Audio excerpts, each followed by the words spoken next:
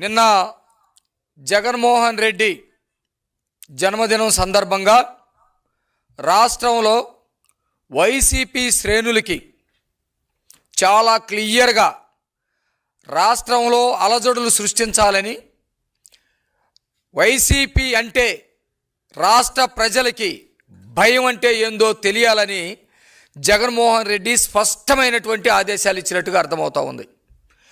ఏ నాయకుడైనా వాళ్ళ ప్రజల్ని సక్రమమైనటువంటి దారిలో నడిపించాలి.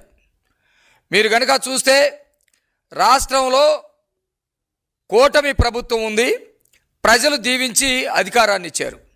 అట్లాగే ఒక రాజకీయ పార్టీగా వైసీపీ ఉంది. గతంలో కూడా అనేకమైనటువంటి పార్టీలు ఉన్నాయి. ఎన్నికల సందర్భంగా ఎన్నికల్లో రకరకాల ఎత్తుగడలతోటి ముందుకెళ్తారు. ప్రజలు ఆశించి ఒకరిని అధికారంలో కూర్చోబెడతారు.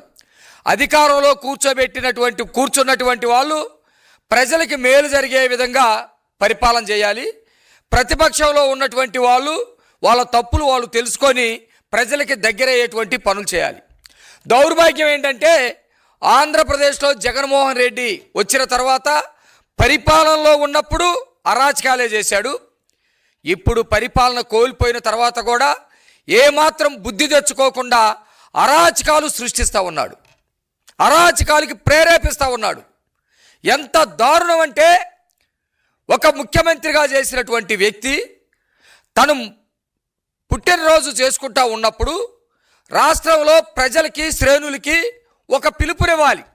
అన్నదానాలు చేయండనో, రక్తదానం చేసి ప్రాణాలను కాపాడండనో, రోగుల దగ్గరికి వెళ్ళి పండ్లు ఫలాలు పంచండనో ఒక ఆదర్శమైనటువంటి పిలుపునివ్వాలి. కానీ జగన్మోహన్ రెడ్డి ఎలాంటి దారుణమైనటువంటి పిలుపునిచ్చాడంటే రాష్ట్రం మొత్తాన్ని కూడా భయభ్రాంతులు గురి చేయాలి. మనం అధికారంలోకి వస్తానే ఈ తెలుగుదేశం, జనసేన, బీజేపీ మనకి ఓట్లైనటువంటి ప్రజల మొత్తాన్ని కూడా నరికి పడేస్తామన్నట్టుగా ఒక సందేశాన్ని పంపించాలనే విధంగా చేసినట్టుగా కనపడతా ఉంది. మీరు చూడండి జగన్మోహన్ రెడ్డి పుట్టినరోజు సందర్భంగా ఏం జరిగిందో.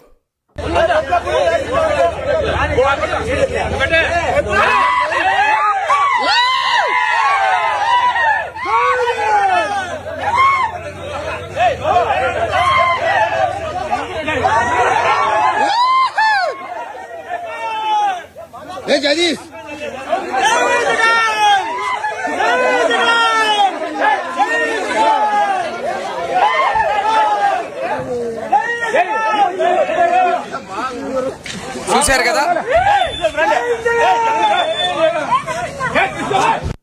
చూశారు కదా, ఇది ఒక్క చోట కాదు, ఆంధ్రప్రదేశ్లో అనేకమైనటువంటి చోట్ల మోగ జంతువుని రోడ్డు మీదకు తీసుకొచ్చి తలవారు కత్తులు తీసుకొని ఒక్క దెబ్బతోటి తలా మొండెం ఏరేటట్టు చేసి ఒక వికృతంగా ఆ రక్తాన్ని ఒక పిశాచికి గనక మనం అందించాలి, ఒక రాక్షసుడు గనక రక్తదాహం తీర్చాలి, అప్పుడు ఆ రాక్షసుడు మనందరికీ ఏదో అండగా ఉంటాడనే పద్ధతిలో చేతుల్లోకి రక్తం తీసుకొని జగన్కి రక్తార్పణం చేసి జై జగన్ జై జగన్ అని అరుస్తూ ఉన్నారు.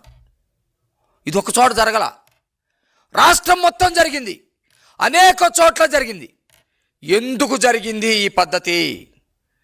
మేము అధికారంలోకి వస్తే రపా రపా నరికేస్తామని చెప్పేసి కార్యకర్తల చేత మాట్లాడించారు. మేము 88 మ్యాజిక్ ఫిగర్ దాటిన వెంటనే రాష్ట్రంలో తెలుగుదేశం అన్నటువంటి వాడిని మొత్తాన్ని నరికి పడేస్తాము అని చెప్పేసి మాట్లాడారు. వీటికి జగను ప్రెస్ మీట్ పెట్టి ఏం చెప్తాడంటే, ఏమయ్యా రఫా రఫాని నరికితే తప్పేంటి? గంగమ్మ జాతరలో పొటేళ్ళని తీసుకొచ్చి తలలు నరికేస్తారు, తప్పేంది అని మాట్లాడినటువంటి రాక్షసుడు జగన్మోహన్ రెడ్డి. అంటే ఆ రోజు జగన్మోహన్ రెడ్డి గంగమ్మ జాతరలో మేకనో లేకపోతే పొట్టేలునో నరికితే తప్పేంటి, అలా జనాన్ని కూడా నరికితే తప్పేంటి అని అనబట్టే ఈరోజు వైసీపీ శ్రేణులు నడి రోడ్డు మీదకి మోగ జీవులను తీసుకొచ్చి అత్యంత క్రూరంగా ప్రజలందరూ చూస్తుండగా టీవీలు పెట్టుకొని సెల్ ఫోన్లో వీడియో చేస్తూ క్రూరంగా చంపి రక్తార్పణం చేయించుకుంటున్నాడు, రక్త అభిషేకాలు చేయించుకుంటున్నాడు. ఎవరు వాళ్ళంతా ఎవరు? నేనేమంటున్నానంటే వాళ్ళు వైసీపీ కార్యకర్తలు అయితే ఉండొచ్చు, అది పోస్టర్ అట్టు పెట్టించండి. వైసీపీ కార్యకర్తలు అయితే ఉండొచ్చు. ఆంధ్ర రాష్ట్ర ప్రజలు అది కూడా ఉంచండి, ఆ పోస్టర్ ఉంచండి. ఏమని పెట్టాడు? ఉంటే ఉంటాం, పోతే పోతాం, ఏ నా కొడుక్కి భయపడాల్సినటువంటి అవసరం మాకు లేదు. ఎవరు ఇది పెట్టింది? వైసీపీ వాళ్ళు పుట్టినరోజు సందర్భంగా. అంటే ఒక స్లీపింగ్ సెల్స్ని టెర్రరిస్టులు తయారు చేస్తూ ఉంటారు. ఒక స్లీపింగ్ సెల్స్ని తయారు చేసినట్టుగా టెర్రరిస్టులు ఆత్మాహుతి దళాలను తయారు చేస్తారు. ఎవరిని తయారు చేస్తారు? పేద వర్గాలను ఎంచుకొని, కుటుంబ ఆర్థిక పరిస్థితులు బాగా లేనటువంటి వాళ్ళని ఎంచుకొని, పెళ్లి చేయాల్సినటువంటి చెల్లి అవసరాలు తీర్స్తామని చెప్పి వాళ్ళని ఎంచుకొని వాళ్ళని ఆత్మాహుతి దళాలుగా తయారు చేస్తారు. ఆంధ్రప్రదేశ్లో జగన్మోహన్ రెడ్డి అణగారిన కులాల ప్రజల్ని ఎంచుకొని ఈ విధంగా రెచ్చిపోండి అని చెబుతూ ఉన్నారు. ఈ పిల్లల్ని తీసుకొని వెళ్ళి కోర్టులో సబ్మిట్ చేస్తే ఇలా కౌన్సిలింగ్ ఇవ్వమని చెప్పారు. అసలు ఎవరు ఈ బ్యానర్లు కట్టమన్నారు? బ్యానర్లు కడటానికి ఎవరు డబ్బులు ఇచ్చారు? వీళ్ళకి గంజాయికి ఎవరు డబ్బులు ఇచ్చారు? ఆ మేకలు తేటానికి ఎవరు డబ్బులు ఇచ్చారు? ఆ తలవార్లు ఎవరు కొనిచ్చారు? జగన్మోహన్ రెడ్డి ఆదేశాలతో జరుగుతూ ఉన్నాయి. అయ్యా జగన్, నేను ఒకటి అడుగుతా ఉన్నా, నీకు 2 పిల్లలు, నీ పిల్లలు ఎక్కడున్నారు?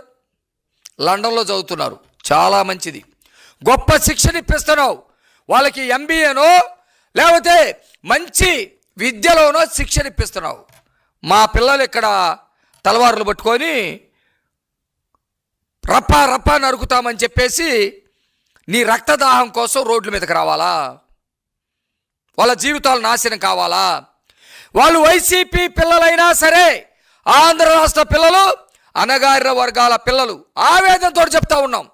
చదువుకోవాల్సినటువంటి వాళ్ళు, ఉద్యోగాలు చేయాల్సినటువంటి వాళ్ళు ఈ అవినాష్ రెడ్డి పిల్లల్ని తలవారిచ్చి ఎందుకు పంపలేదు? పెద్దిరెడ్డి రామచంద్రారెడ్డి పిల్లలు తలవారులు తీసుకొని గొర్రెల్ని నరకటానికి ఎందుకు రాలేదు? కరుణాకర్ రెడ్డి పిల్లలు ఎందుకు రాలేదు? మా పిల్లల్ని బలి చేయాలని చూస్తావా? పార్టీ అయి ఉండొచ్చు మీ పార్టీలో ఉన్నటువంటి మా పిల్లల్ని బలి చేయాలని చూస్తావా? ఇది సరైనటువంటి పద్ధతి కాదు.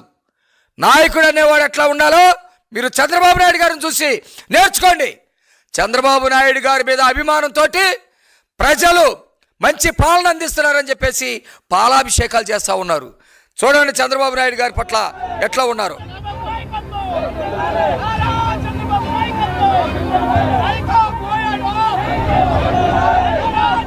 ఆపండి, అట్లా ఉంచండి. పాలాభిషేకాలు చేస్తూ ఉన్నారు. అది అట్లా ఆపండి, స్క్రీన్ మీద సౌండ్ ఆపండి. ఇది చంద్రబాబు నాయుడు గారి మీద ఉన్నటువంటి అభిమానం.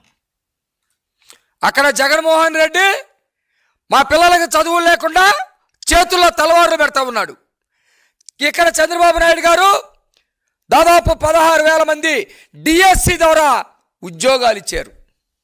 అక్కడ గొర్రెలు తీసుకొచ్చి మా పిల్లల చేత నరికిస్తూ ఉన్నాడు. ఇక్కడ మా లోకేష్ గారు కానిస్టేబుల్ ఉద్యోగాలు ఇచ్చి మా పిల్లల్ని ఉద్యోగస్తులు చేస్తూ ఉన్నారు. అక్కడ జగన్మోహన్ రెడ్డి మా పిల్లల చేత బ్యానర్లు కట్టించి ఎవడొస్తాడో రండిరా, నరికేస్తాం, చంపేస్తాం, అవసరమైతే మేము చచ్చిపోతాం అని చెప్పేసి మాట్లాడిస్తూ ఉన్నారు. ఇక్కడ కూటమి నాయకులు పిల్లల భవిష్యత్తు కోసం బ్రహ్మాండమైనటువంటి విద్యను తీసుకొస్తూ ఉన్నారు. విద్యా వ్యవస్థలో మార్పు చేస్తూ ఉన్నారు. రాష్ట్ర ప్రజలందరూ కూడా గమనించాలి. జగన్మోహన్ రెడ్డి రక్తదాహం ఏ స్థాయిలో ఉందో రాష్ట్ర ప్రజలందరూ కూడా గమనించాలి. చాలా ఆవేదన కలుగుతూ ఉంది. మాంసాహారులు, రోజు మాంసం తినేటువంటి వాళ్ళు కూడా కోడినో మేకనో కోసేటప్పుడు ఆ రక్తం కనుక చూస్తే భోజనం మానేస్తారు, భోజనం సహించదు. అలాంటిది నడి రోడ్డు మీద నువ్వు రక్తార్పణలు చేయటం, రక్తదాహాన్ని తీర్చుకోవటం, మా పిల్లల్ని దానిలో పెట్టడం అనేది సరైనటువంటి పద్ధతి కాదు. దీని మీద పవన్ కళ్యాణ్ గారు స్పందించారు, అద్భుతంగా స్పందించారు.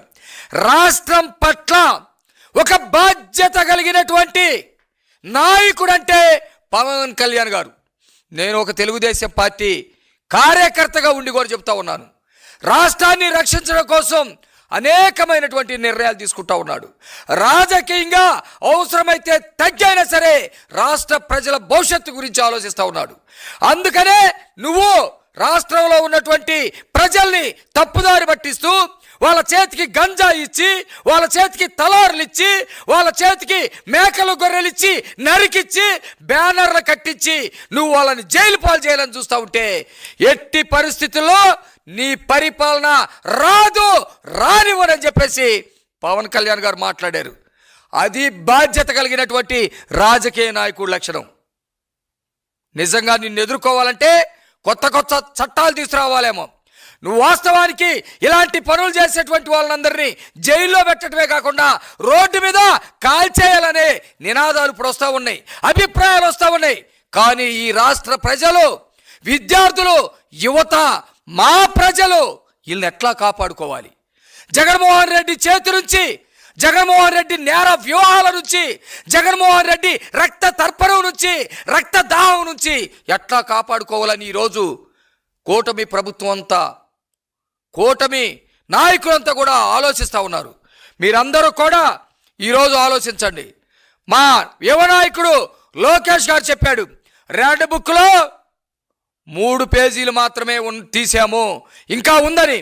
రెడ్ బుక్ అంటే రాజ్యాంగానికి ప్రతిరూపం. రాజ్యాంగపరంగా పరిపాలన చేయమని మీకు అవకాశం ఇచ్చినప్పుడు దాన్ని తప్పుదారి పట్టించి దళితుల గుండు కొట్టించినందుకు దానిలో పేర్లు ఉన్నాయి. మమ్మల్ని దళితులను చంపి డోర్ డెలివరీ చేసిన వాళ్ళ పేర్లు దానిలో ఉన్నాయి.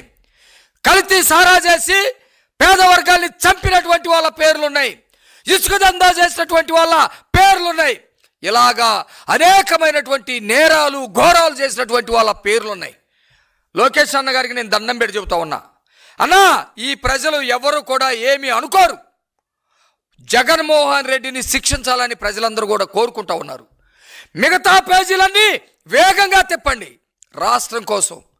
మిగతా పేజీలన్నింటిని కూడా కదిలించండి రాష్ట్ర ప్రజల భవిష్యత్తు కోసం, రాష్ట్రంలో ఉన్నటువంటి యువతని కాపాడుకోవటం కోసం.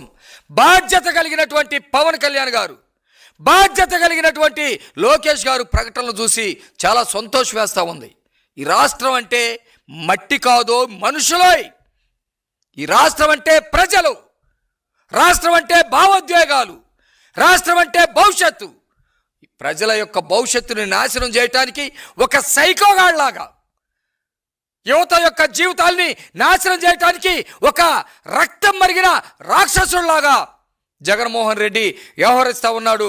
ప్రజలు ఇదంతా కూడా గమనించాలని చెప్పేసి ఇలాంటి వాటిని ఏ మాత్రం ప్రోత్సహించే పరిస్థితి లేదు. వీళ్ళని దండిస్తూ, వీళ్ళకి మెంటల్గా ప్రిపరేషన్ ఇస్తూ, వీళ్ళని ప్రోత్సహిస్తున్నటువంటి వాళ్ళని మొత్తాన్ని కూడా ఖచ్చితంగా జైలు పెట్టే రోజు తొందరలో ఉందని చెప్పేసి జగన్మోహన్ రెడ్డి నీ పద్ధతి మార్చుకోకుండా మా పిల్లల యొక్క జీవితాలు తోటి కనుక నువ్వు వాడుకుంటే నీకు తగిన శాస్తి చేస్తామని చెప్పేసి ఈ సందర్భంగా జగన్మోహన్ రెడ్డిని హెచ్చరిస్తా ఉన్నాను.